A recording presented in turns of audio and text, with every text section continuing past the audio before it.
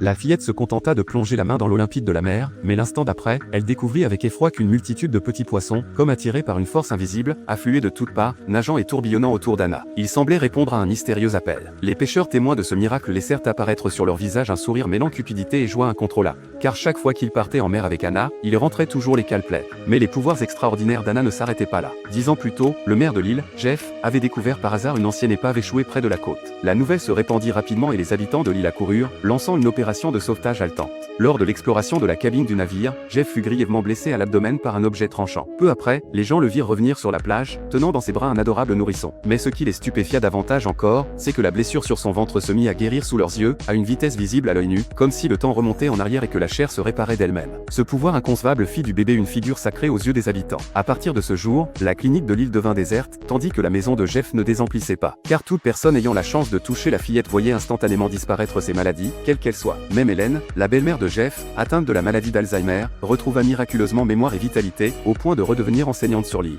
Afin de s'assurer qu'Anna resterait à jamais sur l'île, les habitants prirent collectivement la décision de couper tout contact avec le monde extérieur.